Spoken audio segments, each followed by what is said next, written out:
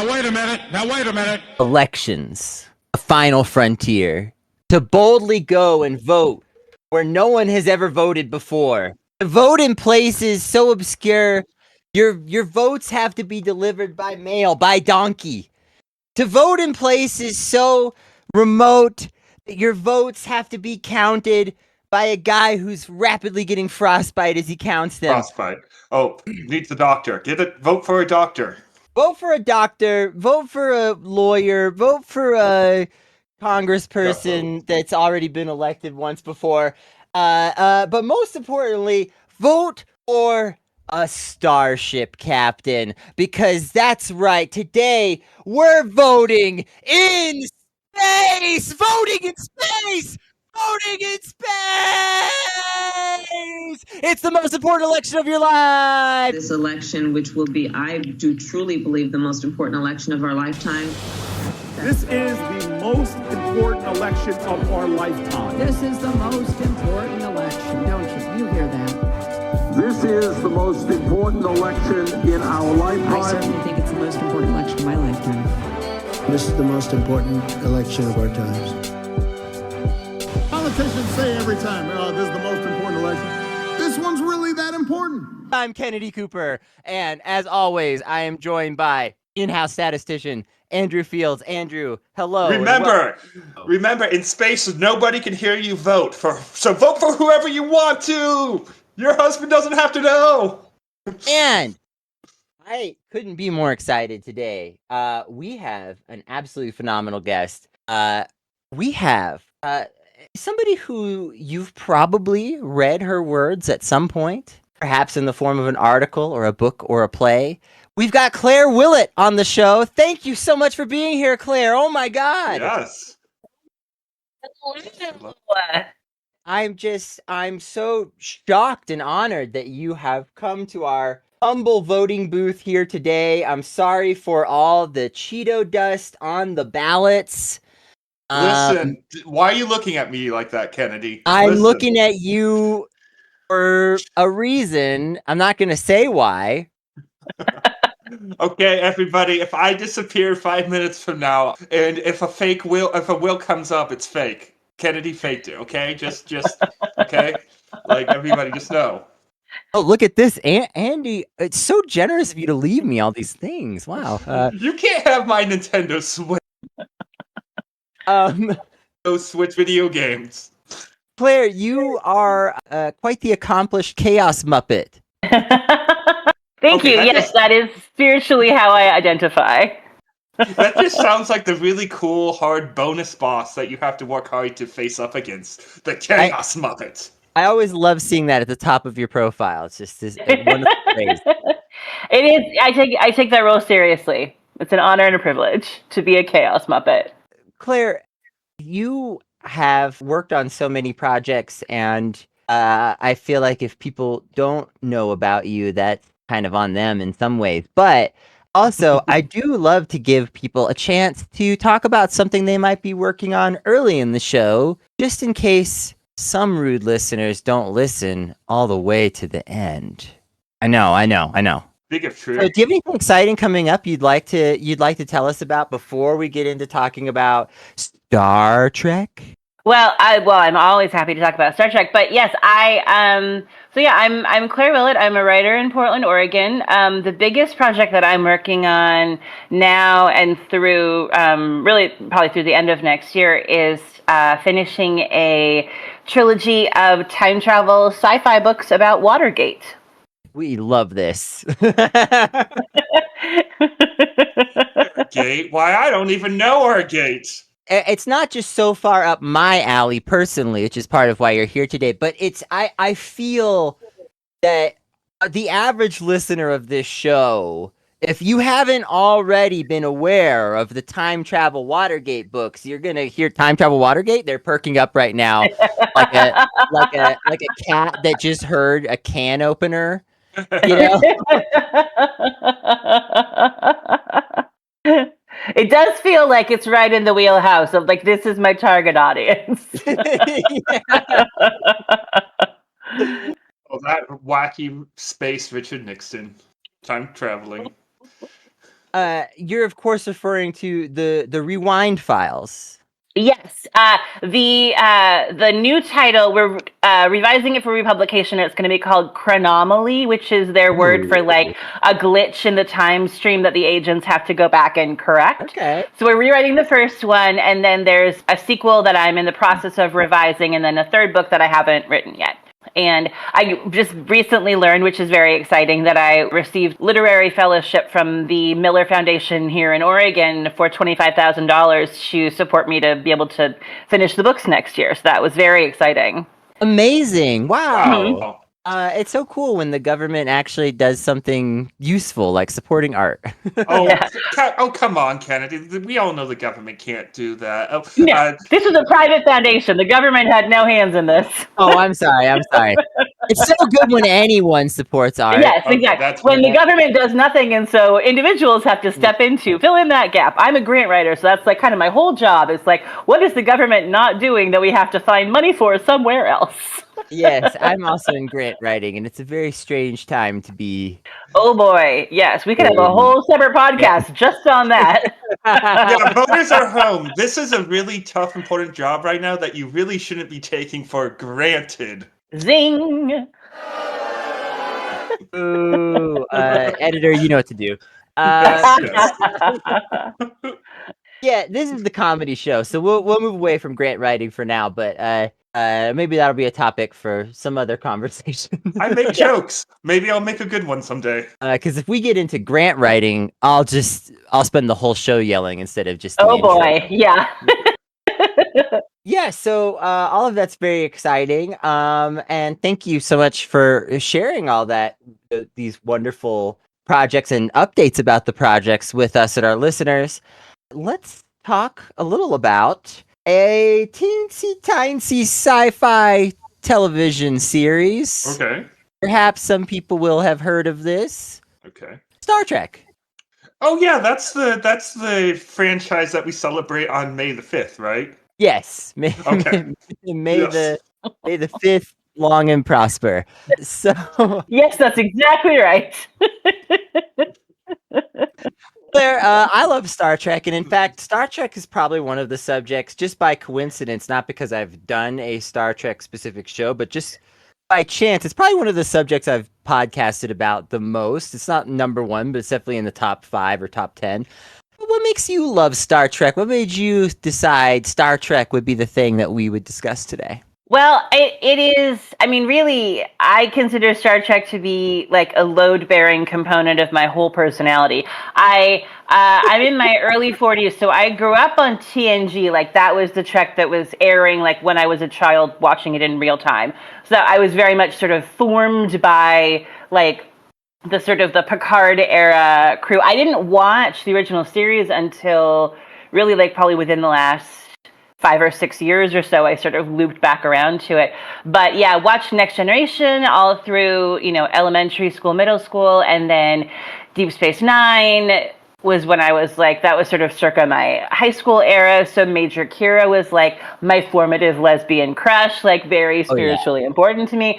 And yeah, and we sort of are living through a Star Trek renaissance that many of us who grew up in that era, like, did not think that we would ever get to see. Like, I love Lower Decks, I love Prodigy, I love Discovery. I know, like, that is sort of a contrarian take in some circles, but I really enjoyed it. So yeah, so I have seen, the only one I have not seen is Enterprise. So if you're asking questions about Enterprise, I will be just making stuff up and pulling it out of my ass. But Okay, Kennedy, we need to ask questions about Enterprise. I know we don't have any on the script, but Kennedy. Just to stump Claire, yeah.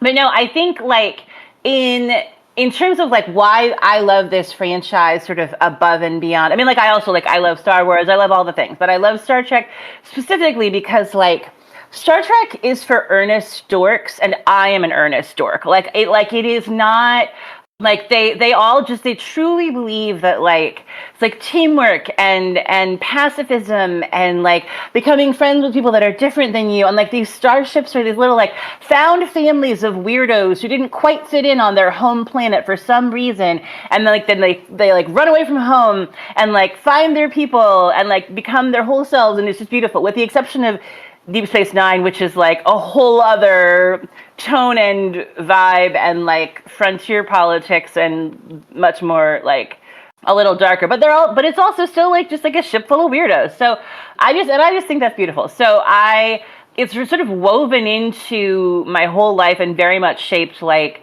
the other shows that I like and the other books that I read, very much like how I am as a sci-fi writer.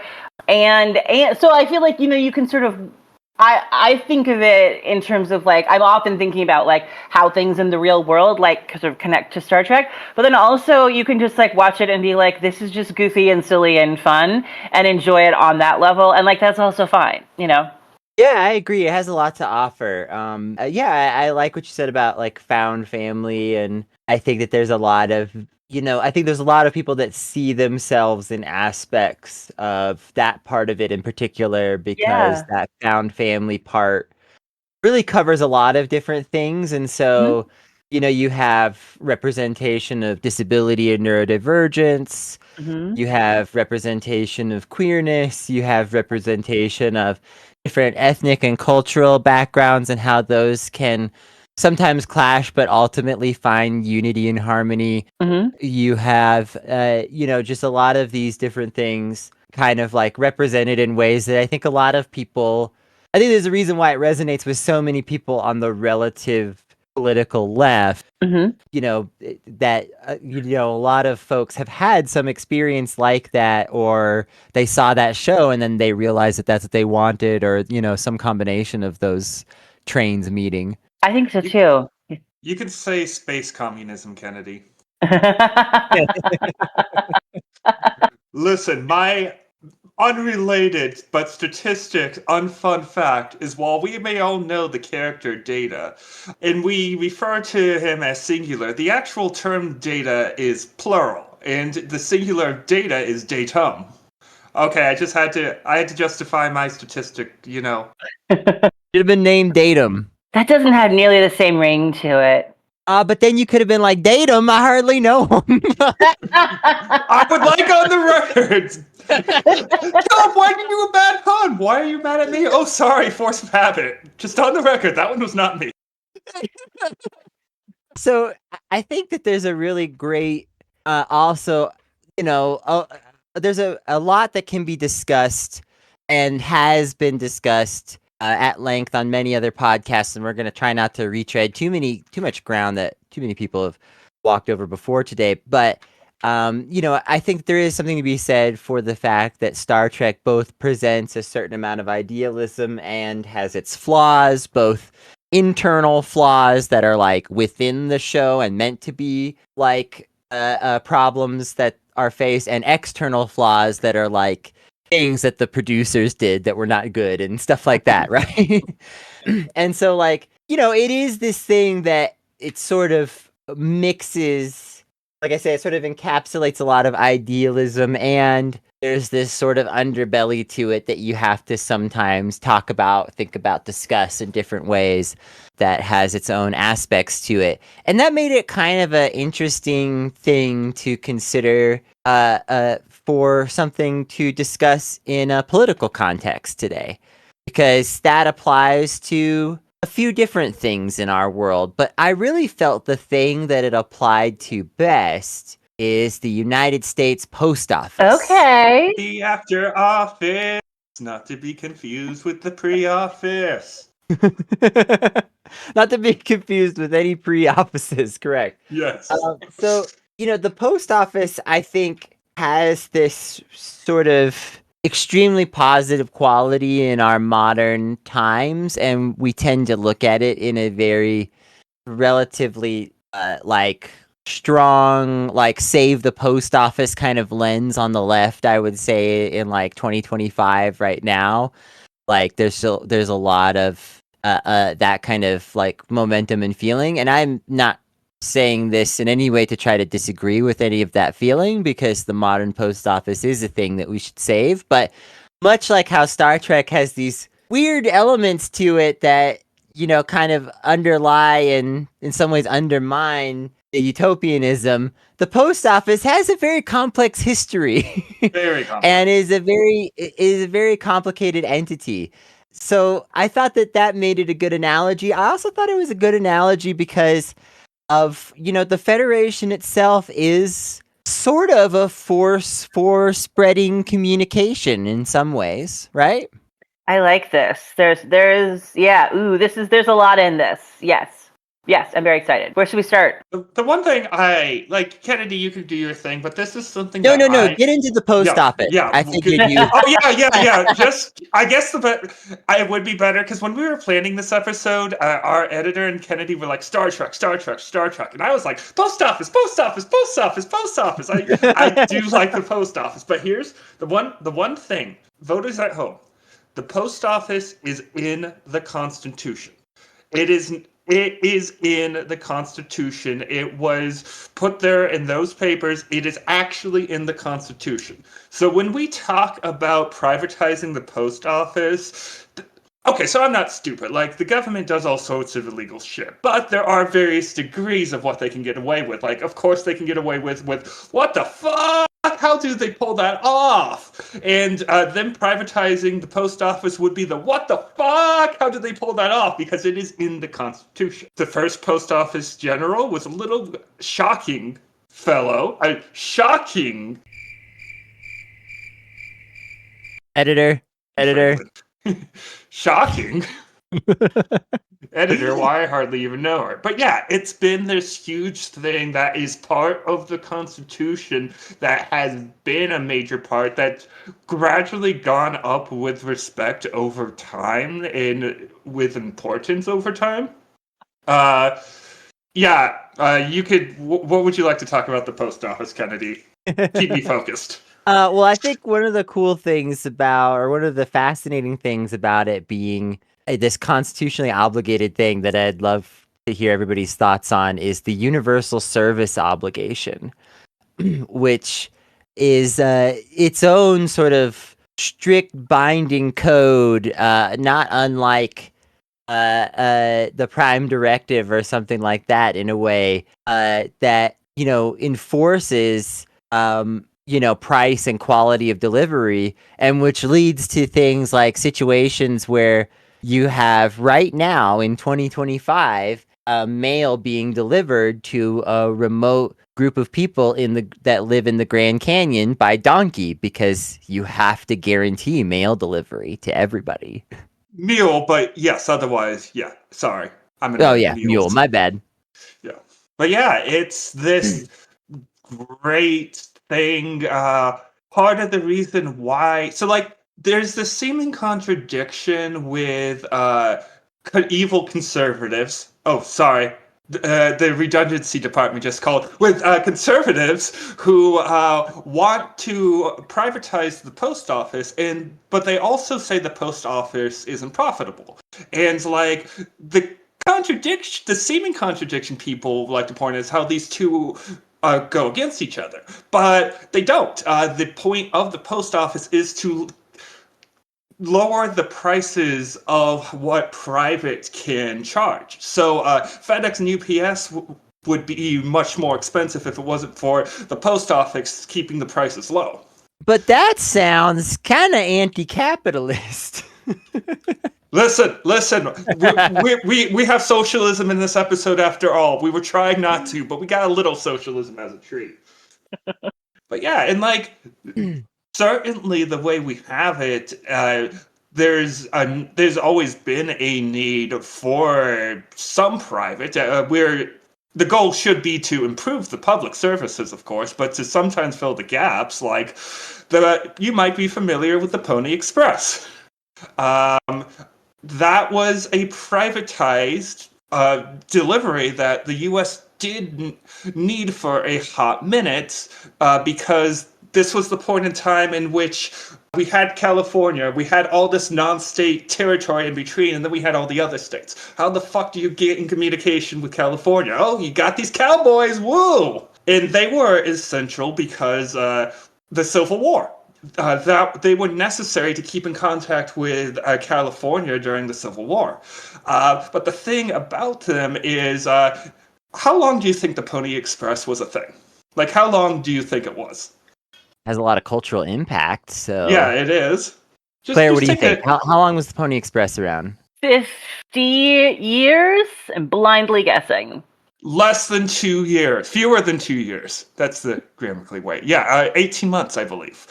So even though it is this thing that had this huge importance, once we got other things set up, we didn't really... It went bankrupt. It had its very brief time. It was very important. Yeah, that's wild to me. Yeah, you think it sounds like? I mean, it sounds like it was the original post office. The way that we talked about it. Yeah. It was important for the Civil War, but once we got the telegraph set up between that place, like we needed them for to bring California in, but. To put it in contrast, a few days before Lincoln's re-election, Nevada officially became a state, and it sent its constitution over to the country's capital via telegram. Beep, boop, boop, that one. And that was a period of 4 years. We went from needing the Pony Express to just advances of technology, yeah, time moves on, and we think technology today is crazy.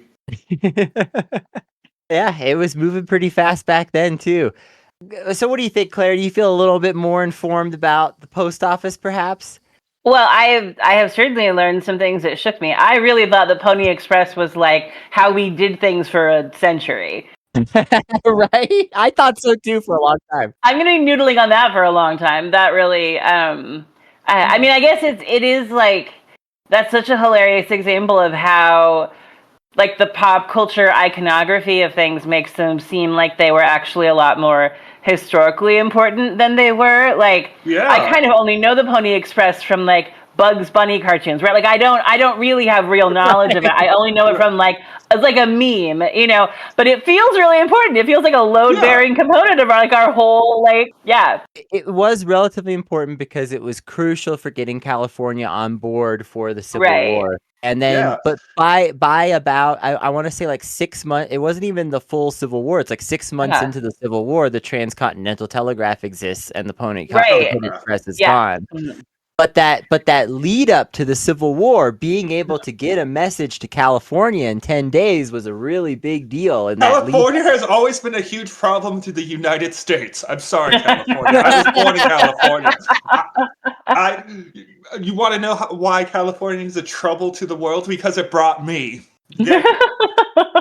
But yeah, like... I mean, it's especially baffling to me because the usual thing that leftists like to point out is how short the Confederacy was. Well, the Confederacy was longer than the Pony Express. That doesn't happen. Everything else is supposed to be longer than the Confederacy.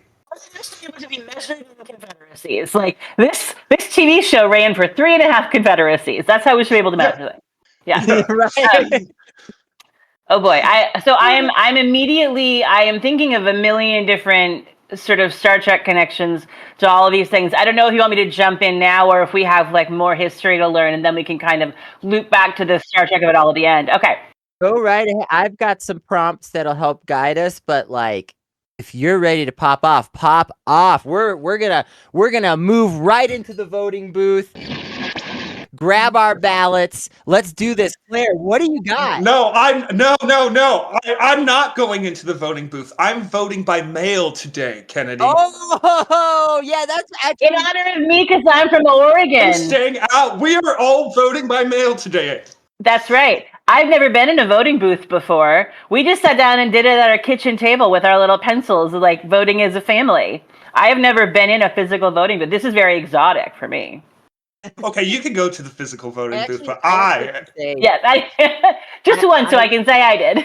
I do like, although I love the convenience of mail voting and we should all have access to it at all times, I personally do enjoy from time to time going down on election day and waiting in the line and voting, just because sometimes it's interesting to see the vibes. But anyway, I don't mean to derail us. Claire, what you got for us? What are you thinking? Okay, so a few different sort of unrelated things that I'm thinking about in terms of how communication and the technology of communication affects both just like narrative in Star Trek, but also affects like what the Federation is. So first I have to say, so this is very personally exciting for me that the post office is the topic that you guys chose, because in my Star Trek book club Discord, I have a friend named Ryan who works for the post office. And so I am also weirdly specifically informed on what it's like to work for the post office right now, because we get like daily reports from Ryan on like routes changing and they're like super overstaffed. And so he has to like run 2 routes today, and like who has their own truck and who has to borrow a truck, like all this sort of like wonky nuances of like mailman workplace stuff. Like we talk about all the time. So Ryan's going to be very excited to hear this. So a couple things when you were talking about California and the telegraph sort of opening up communications there, obviously like the first place that my mind went in terms of that kind of piece of the story is Deep Space Nine, which is right for the 3 listeners maybe who have not heard of the show. The difference between Deep Space Nine and the rest of the Star Trek franchises is all the rest of them are set on a ship, and Deep Space Nine is like a frontier space station. So the Federation, the sort of wormhole space anomaly to another quadrant opens up, and the Federation wants dibs on it, and so they take over this abandoned Cardassian station after the Cardassians have rolled out, because they've just ended an occupation of the planet that the station is over. And so the whole show, there is this sort of jockeying back and forth over like, you know, whose territory this is, who owns the wormhole, the Federation and the Bajorans and the Cardassians, and then who comes through the wormhole from the other side, and everyone kind of like, you know, head to head over who owns this little corner of space, who can kind of control what happens here. But one of the things that comes up a lot is that like it is a deep space station. It is very remote. And so things like how long it takes them to get news, how long it takes them to like, if something goes wrong on Deep Space Nine, then they have to like call in the cavalry, like they need, you know, a ship in the area to come and help them out if they're under attack, or how long to get the fleet here, things like that. That ship ain't getting there right away. Mm-hmm. Oh, good. That ship ain't getting there right away. I tell you what, that ship just ain't right.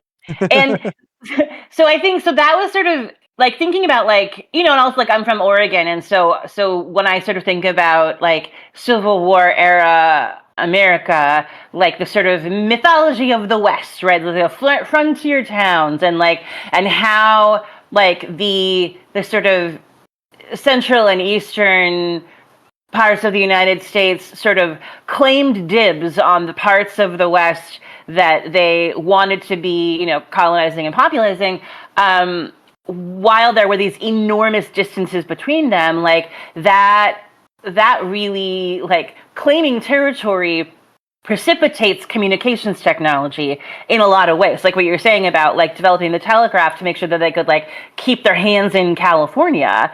It made me think a lot about like in Star Trek, one of the things that I think is, and this is important, I think, to all good sci-fi, you have to give, like, the gizmos have to have reasonable limits, right? And it's the same with fantasy, too, with magic. Like, you don't want a magical system that has, like, no constraints on it, and it's just, like, anyone can just do anything, because, like, that's not interesting. Right. And so, in sci-fi, it's the same with technology. Like, the technology has to have some degree of constraint, so you can still have problems that have to be solved. And so, in Star Trek, subspace relays and, like, subspace communication, you know, the sort of, which makes sense, like, the sort of, you know, relays that are through space, and you sort of ping pong, you know, your signal goes from, like, I'm on the USS Farragut, and I'm trying to, like, fax my bestie on the Enterprise, and so, like, I send a message, and it finds the nearest relay, and then it ping pongs from there to, like, another relay, and from there to another relay, and then from there to, like, wherever in space my friend is, and then some, you know, between minutes and weeks later, really depending on how far apart these people are. And then, like, you get your message, you know. So interference with subspace relays is something that we see a lot in Star Trek episodes in terms of, you know, you're trying to, you're at war and someone's trying to, like, cut you off, or, like, we have to get a message to the Admiralty to, like, send us more ships, and it's like, we can't because subspace signals are jammed. So, like, how communication is affected when you are that far out and you're that remote, comes up a lot in Deep Space Nine episodes where something goes wrong and they are totally on their own. They're cut off from the rest of like the Empire is too far away to like, you know, and I think that for a show, like when you have something like the Federation, like Starfleet, right? Like this sort of enormous, monumental force, you know, thousands of ships and millions and billions of people on, you know, it's like 1,000 different worlds, right? So in order for there to be stakes to something like our station is being invaded, you have to be able to plausibly explain away why, like, okay, well, like, why can't you just call 500 ships to like come in and come to the rescue? And it's because like when you are the frontier station and it's going to take everybody, you know, a week and a half to get to you, and by then it's too late, you're very much on your own. And so I think that they do use that distance and those communication technology limits on Deep Space Nine in a really interesting way to kind of explain and create sort of story problems that the characters have to solve, where they are like, we have nothing except like what we have right here on this station. There's no ships coming. No one's coming to save us. We have only our own resources. Go. And I think that's really interesting. You're really interesting. We thought a lot about both Deep Space Nine and Voyager while we were writing this episode, because those are two of the series that have some of the most interesting relationships to communication. And yeah, Deep Space Nine is very much modeled after, shows like Frontier Town back in the day, or something more modern like Yellowstone, where, you know, you have that vibe of that Western frontier town that is cut off. And what do you do if something really bad happens? There's something very interesting to that for sure. And definitely communication is a big deal in both of those settings, right? In real life, you have, you know, in the West, you have these small towns that were very cut off, that got swept up into the Civil War, and then suddenly they have telegraphs in town, and it's a totally different thing. And we kind of see a parallel to that in Deep Space Nine. So I'm really glad that you took to all this, and I think that you'll like some of these questions that I've got prepared for us. So the first and foremost one really just draws from some of the basic topics we've been working with here, which is, which do you think is stricter, the Prime Directive or the Universal Service Obligation? Do you think that you're held to a higher standard to get that mail to everybody, or to not mess up another planet? Because both get messed up sometimes. I was gonna say, yeah, like what I have immediately, of course, gone to is like all of the flagrant exceptions to the rule. I guess, so here's what I'll say. I'm gonna say the Universal Service Obligation, and the reason for that is like the Prime Directive, seems to only really be a rule for starship captains, right? Like if you are not in a position where you are going to another world or civilization and making first contact with an alien species, which is like a small percentage of everybody who lives in the Federation, then like you could live a whole life and the Prime Directive like never comes up for you. Like I could be like a San Francisco barista on the Starfleet Academy campus, and that will never come up for me once in my life. But like, I still want my goddamn mail, you know?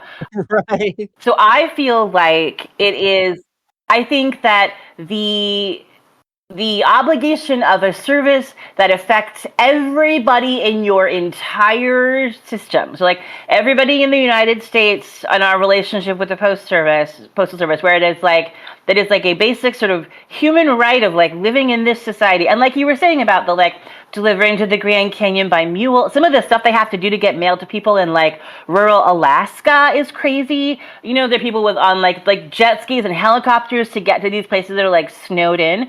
And that's really remarkable when you think about like how incredibly big America is and how many different kinds of geography it has. So I feel like that, because that is like, everybody gets mail. Everybody deserves the right to have their mail. And also sort of tangentially to this, although this gets away from the USPS of it all, but these are also a lot of the same conversations that we're having these days with rural broadband access, you know, with like who deserves access to the internet, which like should also be a right, like the telephone. Like that we sort of made a decision at some point as a society that the ability to communicate, to have mail, to have a phone, all of those kinds of things. Everybody needs that because you kind of can't live without it. Whereas like the Prime Directive is like, it is of monumental history-changing importance for like 16 people at a time, right? Like if you are currently the captain of a starship, this is one of those things where you're like, boy, if I fuck this up, I'm ruining this planet's entire course of development. It will be generous. It's maybe more like 150 people. You know, some of the high-ranking officers gotta care a little. Fair. But still, but proportionally, a very small number. That's me being generous. I mean, yeah, no, totally. Yeah. So I guess, so to me, I feel like, I think that there is a higher obligation on services that affect the whole of your population and society, rather than like, I think that you have to hold to that more, because like then your whole infrastructure falls apart without it. Whereas I think that things that you're like, if you opt into being a starship captain, you are choosing to be held to a higher bar. Like rules apply to you that don't come up for all the rest of us. But I feel like the stuff that like keeps the lights on and the water running for like regular Joe Schmo Federation citizens is like enormously important, because if you don't have that, you're like, why are we in the Federation? If we're not benefiting from participating in this system, then like, why are we here? You know? Whoa! You're asking dangerous questions. Very good answer. Oh, Andy, were you gonna weigh in? Sorry. I just want to say, voters at home, my Discord shut off, and I'm deeply suspicious of Kennedy. Do you still have that fake will? Are you trying to do something funny? I got my eyeballs on you. Continue. No comment.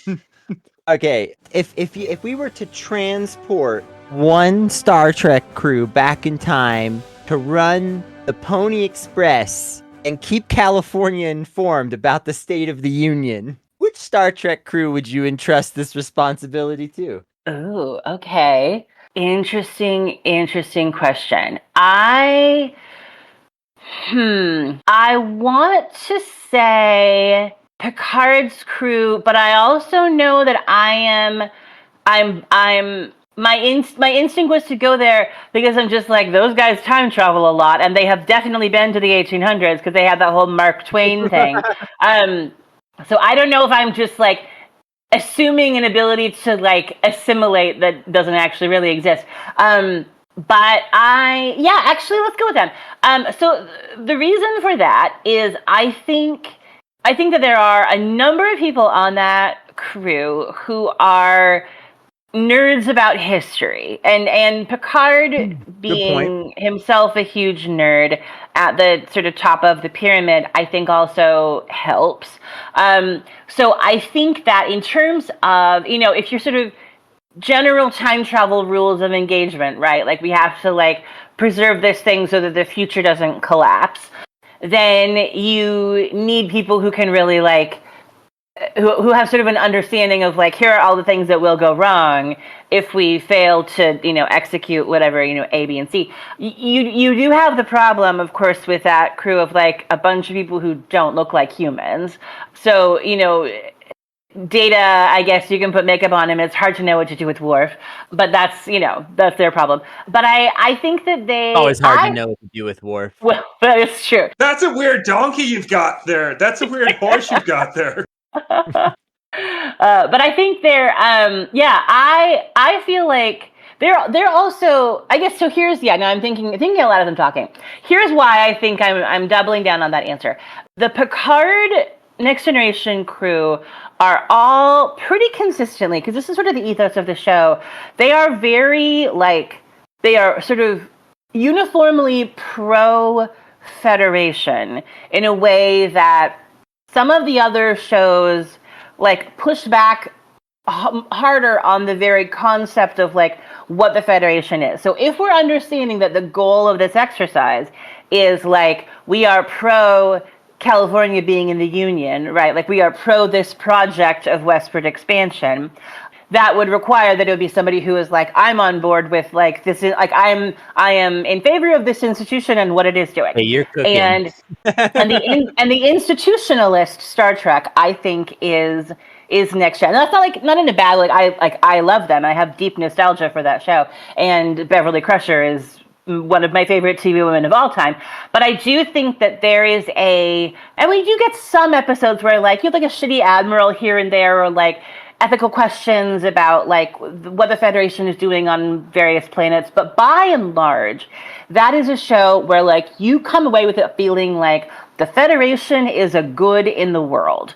And I think that lines up to me with like in the era of the Civil War, the people on the Union side were like, the Union is a good in the world. Like it is a net good to bring California into our society. And I feel like ideologically, those things to me line up. And they were wrong. We should have forgotten California. We should have cut it off. But excellent point overall. Yeah, no, I think those points were strong and compelling. And I have no counter argument to that is better than that. Part is just I don't know how to put this other than he's just shady enough for the job. Yeah, exactly. Yeah. Shut up, Wesley. Shady enough and nerdy enough. It's like that combo. You ever known a nerd that like sold drugs?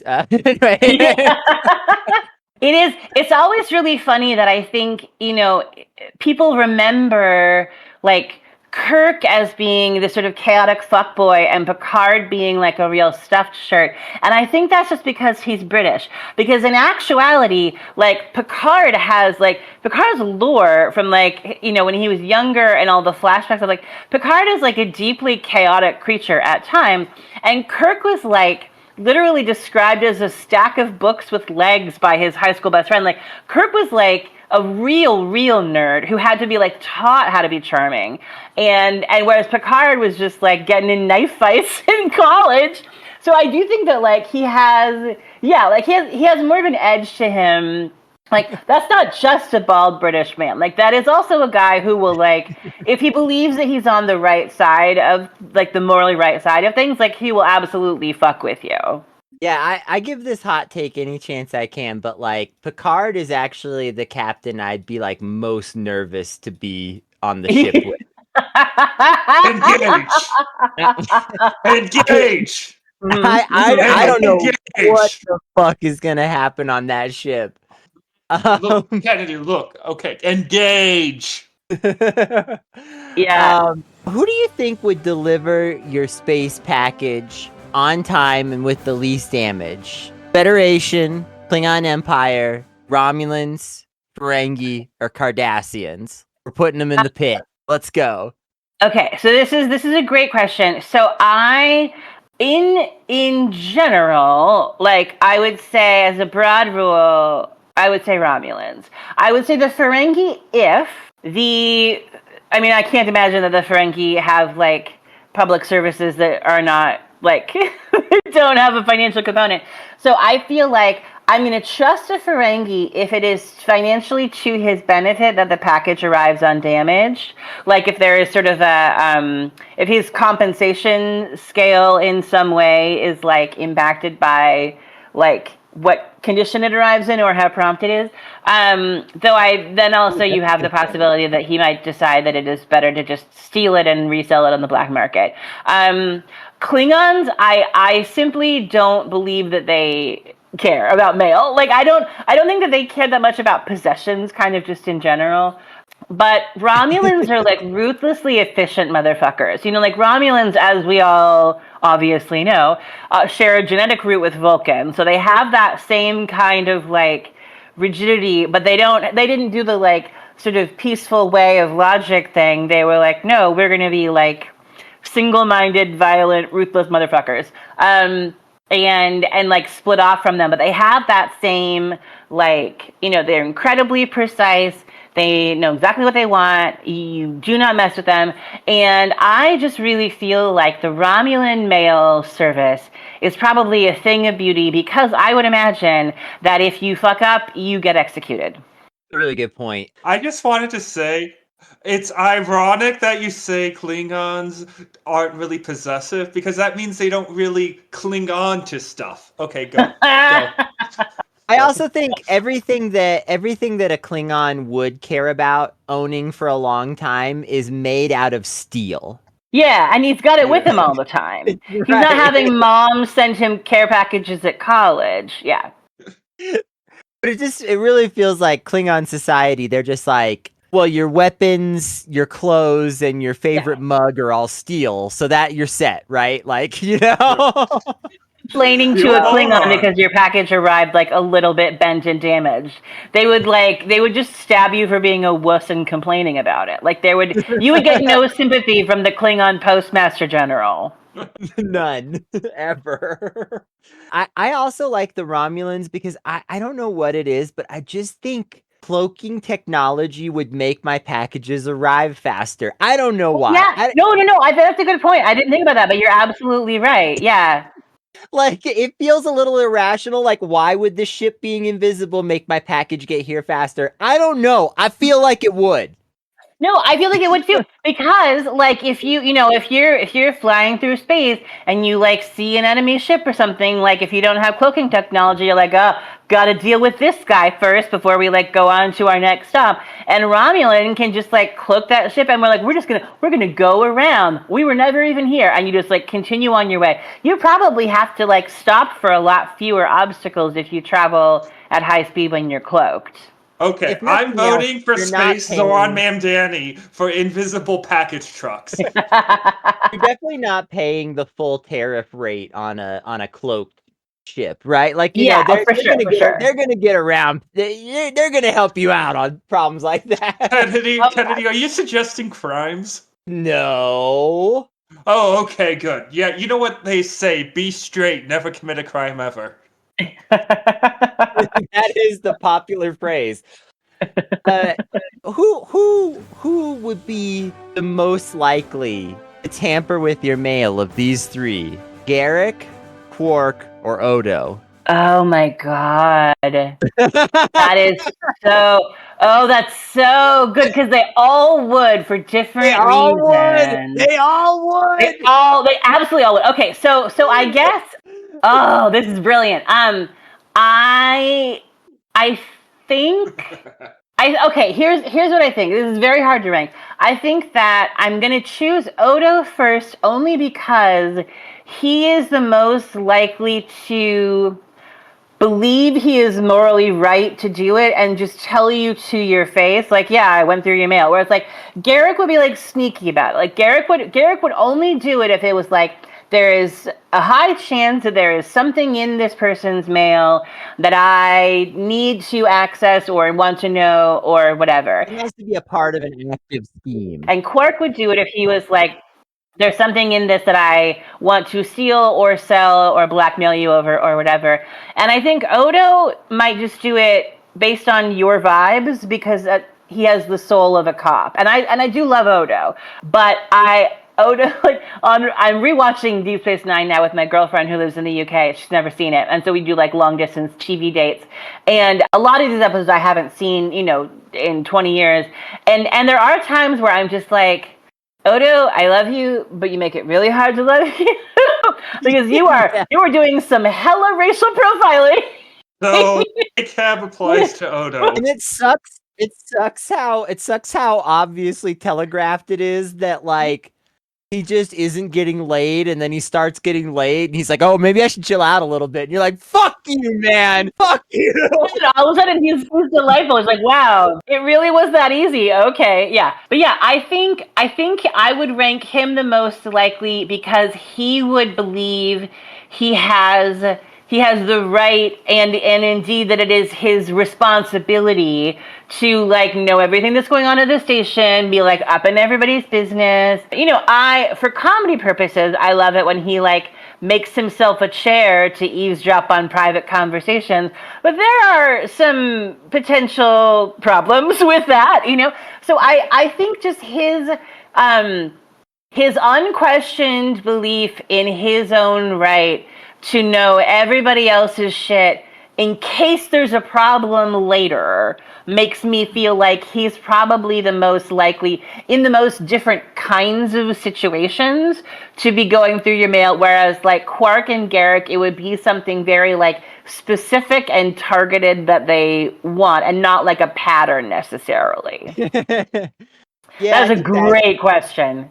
I think that's reasonable, although I could just see Quark going through everybody's mail just to be safe. That is true. That is true. Just to see, like, just test it. Every week he just goes through and kind of scans it and like, what is stealable today? Yeah, that is. Well, you think about how many times he just is like poking around the cargo holds, just like, yeah, that's true. Anything good here right now? What's up?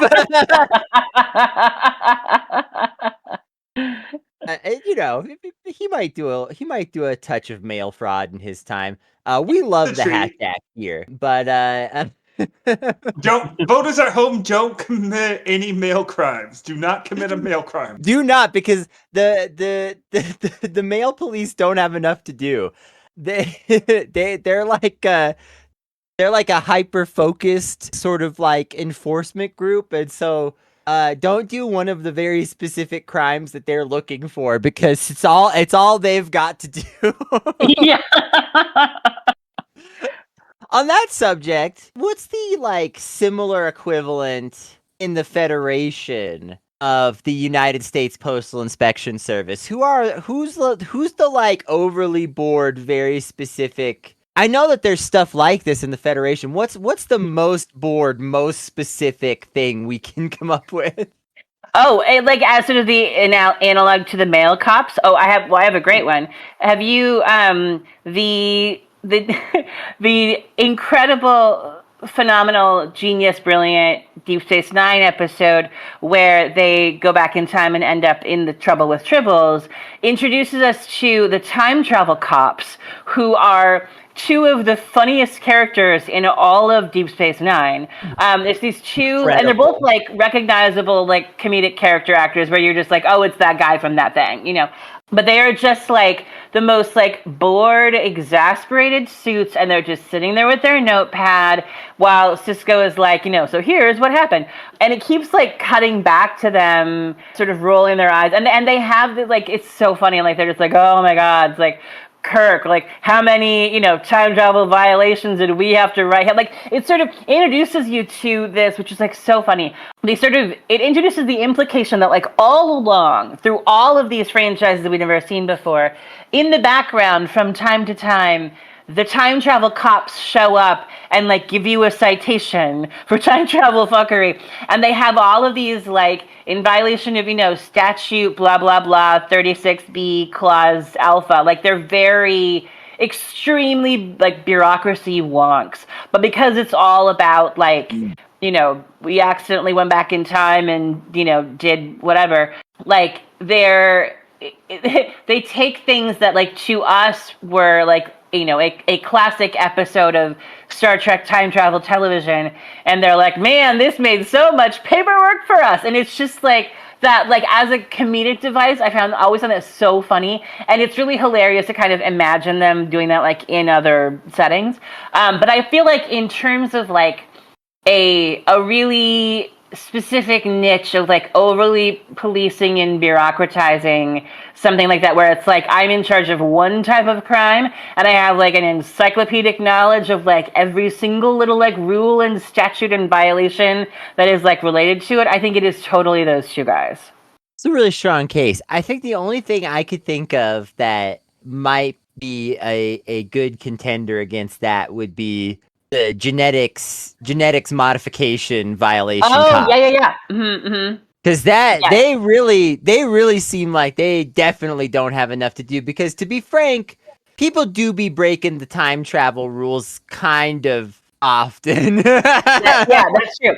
It does. It happens a lot. Yeah. Whereas the issue of genetic modification comes up, illegal genetic modification comes up quite a bit less, but there are specific cops whose job is to enforce that issue in Star Trek. Yeah, there's a great episode of Strange New Worlds where where number one, Una has to go through a whole court case on basically like being from a race that practices genetic modification as like a cultural practice, and it's like a whole, and it's not just against the law. There's like specific, like, you can't be in Starfleet, like that she's, her career in Starfleet is at risk because this is something that is perceived as being like so bad that it is like disqualifying for you to be a representative of the Federation, which is shitty, and like it is, that's a rule that I don't agree with, whereas I do feel like time travel probably should have some guardrails around it, but that's a whole other thing. Very spicy issue. With all this talk of male cops, I just want to say female cops, because I support women's rights and women's wrongs. I support women's rights and women's wrongs. Well, if you support women's wrongs, you will really like Star Trek. Yes. We'll love certain seasons of Star Trek. How do you get a letter to Q? Can you get a letter to Q? And on that subject, we're going to talk about in a second who would run the best space dead letter office. So I just want to kind of preview that to think about as possibly relevant. Good question. I guess to me, I feel like if I had information of some kind and it was important to me to get it to Q in a timely fashion, it really does not feel like you could do better than to just like give it to Picard, who I believe in my heart that Q is always watching. Okay. Just kind of like always keep an eye on him, just checking in, from the Q continuum somewhere, like watching him in the shower, eavesdropping on his Zoom calls. Like, I think that there's just like, some portion of Q's omniscience is always checking in on like, what's Jean-Luc doing today? That's a reasonable point. Yeah, I think you could just give a letter to Jean-Luc Picard and be like, get this to Q. It might take a few days, but it'll work. Yeah. Q would show up. Yeah. Yeah. That's great. What about this? On the subject of that, I mean, definitely some letters for Q are going to end up in the Space Dead Letter Office. I've come up with some contenders here for people I think who might be able to do a good job of running, or an interesting job of running the Space Dead Letter Office, but I'm also open to other ideas. The ones I had written down was Gowron. I think Gowron would run a spicy dead letter office. Gowron.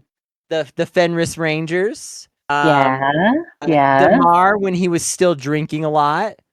I just don't think he could do it afterwards. I think the stress I don't think it'd work out. I think the Grand Nagus, either the original or maybe as a spicy choice, Socialist Nagus Rom? Question mark. What do you think? Do you think I've got some strong picks here, or you got something better? You have to think of it. So to help me answer this question effectively, tell me a little bit more about like what are the obligations on the person who is the head of the dead letter office? So the idea of the So the idea of the dead letter office is this is the mail that we can't figure out, and it doesn't have a clear destination. It's not clear where it came from. So the mail comes to here, and it's their job to use whatever technology they can to figure out where it goes. Dead letter office is one of the few times where it is legal to peep into the mail, only to gather clues on where it's supposed to go. Okay, so it is an investigative job. Yeah, it's an investigative job. Okay. Then I think Fenris Rangers is a great one because it is sort of twofold, right? You're investigating, you have to find where it goes, and then presumably if this is in space, you have to like find that person and get it to them. And the Fenris Rangers sort of having a kind of underground network spread out all over space feels like a good fit for that. I think also I might loop in Paul Stamets from Discovery, who is, of course, connected to the mycelial network, which powers the Discovery ship and has sort of psionic tentacles through space and time that like allow the ship to jump, but also sort of are connected kind of interplanarly. Like for anyone who hasn't seen Discovery who's listening, their ship has they call it the spore drive, and essentially Stamets, Anthony Rapp's character for musical theater gaze, he like goes into this booth and it sort of injects this like black sort of sludge into his veins, and his eyeballs go white. It's all very sci-fi, and then he sort of pilots the ship with his brain a little bit by navigating through this sort of network of space mycelium, and so that ship can like bop from one location to another in seconds that would take another starship like years to travel to. So I feel like that's just like the spore drive in general would be a great asset for this. And then Stamets being sort of tapped into the mycelium might be very well positioned to be able to figure out like where to go, how to get there efficiently. Because, then like you find the dead letter, and then if you had access to the spore drive, you could get it to where it was going, that day, as opposed to them having to wait another, like years and years and years to get it back. So I feel like that would be highly efficient. Strong case. Yeah, no, I didn't think about that. That's pretty compelling. I just want to say, what are our bodies except our own starships that we control with our brains? Oh, that's beautiful. I'm just piloting my little starship through space by walking around. Oh, I love that. That's right. This is very good. This is a wholesome episode. Are you familiar with Victory Mail, Claire? I am not. Andy, you know what to do. Victory Mail! It's the mail of victory! We're gonna win the world war! I probably said that wrong, but World War II! I assumed it was something to do with World War II. Okay. Yeah, it was basically a special process for doing mail in a secure way, but the only reason why we're talking about it is because, one, it was needed for the sake of war, and two, it's called Victory Mail, because America! We love some Victory Mail. Yeah. In Victory Females, women's rights and women's wrongs. So, which crisis would justify the Federation having its own Victory Mail? Is the concept of it meaning like this was like it was like extra secure? Did it like not go through normal channels? Was this like an attempt to prevent theft? Was it encrypted? Like, what are we talking? More encrypted, making sure. A lot of it was making sure there wasn't bad information, like there was a bit of making sure things were, gotcha, trying to check what's in it as well. Oh, okay. So like making sure that nobody was like writing a letter that somebody could, swipe that might give away like where their husband's deployment was. Okay, yeah, got it. V-mail. So I think, well, I mean, I do. I mean, I guess I keep talking about Deep Space Nine because it's what's fresh in my mind a lot. But the Dominion War, I think, that seemed to encompass enough different parties. Like the Klingons get into it, then the Romulans get into it, then the Cardassians get into it. And Deep Space Nine being, a sort of a space station that is kind of a waypost for lots of different people kind of coming and going. I wonder if that might be a situation where, I mean, that probably was happening, right? Like there were like Cardassians on the station whose communications home were probably being like, spied on to make sure that they weren't saying anything, especially because like, if the station got an early warning of like everybody, like we're evacuating, because we think that there's like the Dominions coming through the wormhole and we're going to get the civilians off the station.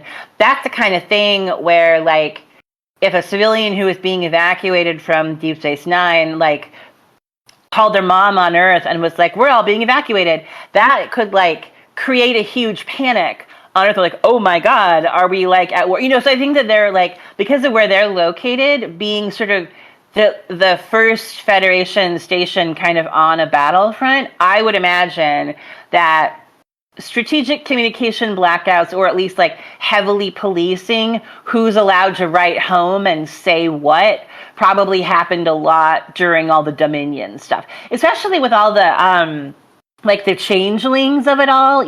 Like the last thing that you'd want anybody like on a civilian Federation planet that isn't involved in all of this DS9 stuff to find out about is like, oh yeah, how like just randomly like the head of the Klingons and Federation generals and whatever have been like replaced by changeling. Like they would not want that information getting out. So I feel like anyone with any knowledge of that kind of shit going down was probably having their mail inspected. Fair enough.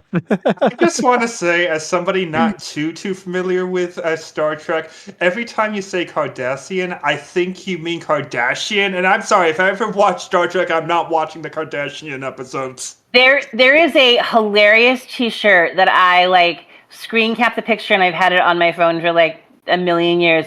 That's a logo for it's like a fake TV show logo, and it says "Keeping Up with the Cardassians," and it has like 3 Cardassian ladies with sort of that like early 2000s kind of like Kim K hair, making like bitch faces at the camera, and it's very funny. I support women's rights and wrongs. I support that shirt. We definitely support this shirt. Yeah. What would be your favorite special limited edition subspace postage stamps? Oh. Well, who would have the coolest run of stamps that everybody would be dying to get?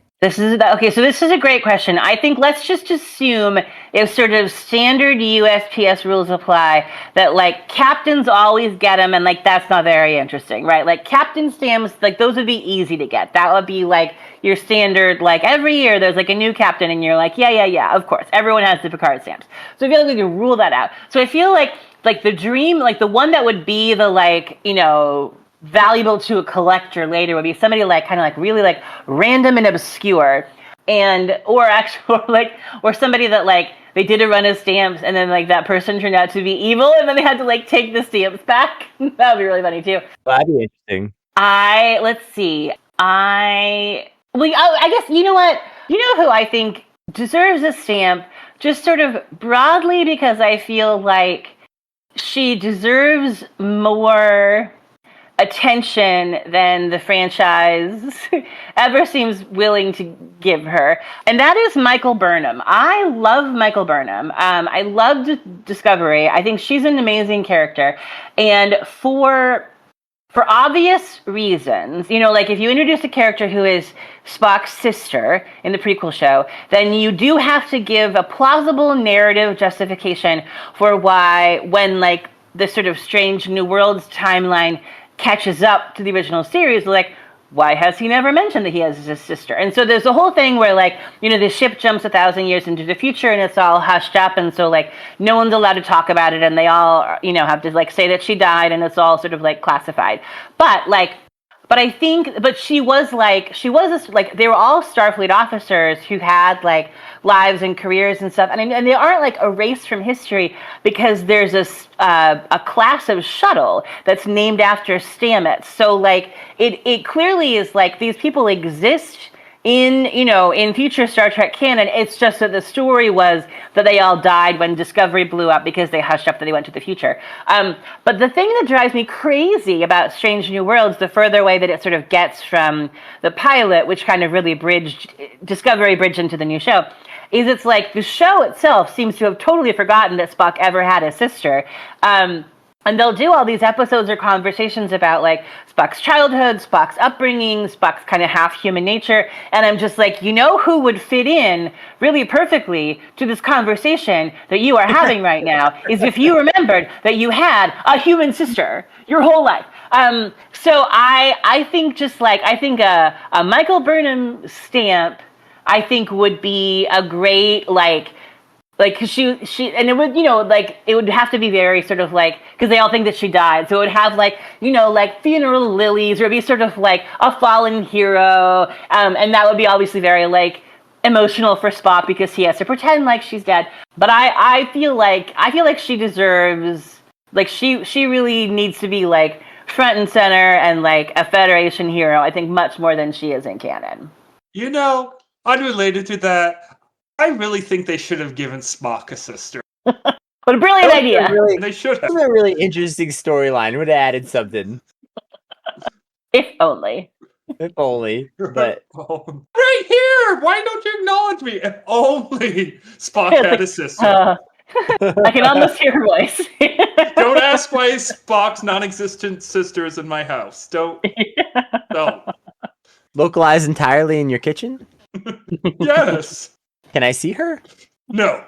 Oh. All right, I got a complicated question here. Who gets the royalties for the Tuvix stamp? Janeway, because she created it. I guess that's a reasonable enough answer. Yeah. Good answer. Good answer. Family Feud voice. Good answer. Who would issue the strongest, most durable, and lasting forever stamp? Federation, Romulans, Klingons, wormhole aliens, someone else? You know who I think? I think it would be... I think we're overlooking the Ferengi distaste at paying for something you shouldn't have to pay for.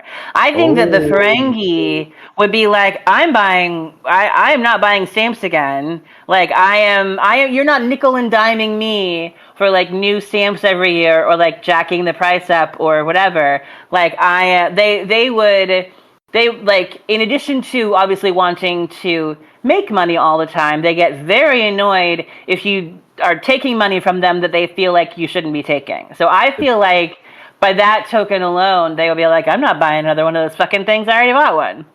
Strong case that the Ferengis would be into their forever stamps. Mm-hmm. I can't dispute this. Okay, our final vote of the day. Final vote, people. Claire, thank you so much for being a gracious voter here at the ballot booth with us today. Space democracy is important. Yeah, well, I just appreciate that, that you made the effort to make this your first time to come out to the ballot box. As opposed to Earth democracy, which is not important. Only space democracy. Only space democracy. Who cares about democracy here on planet Earth? Important distinction. The big question: how much faster does Voyager get back if they have 50 books of forever stamps? That's right, 50 of them. That's a lot of books. I guess you could say you really threw the book at him. Well, that's a great question. I mean, I guess I would say, what's tricky about that is that it presupposes the notion that getting home as fast as possible is the sole goal of Voyager. But I think, in a way, because of all of the adventures that they had together, that the real forever stamp was the friends we made along the way. I knew you were about to say that. Yes, yes, I like this guest.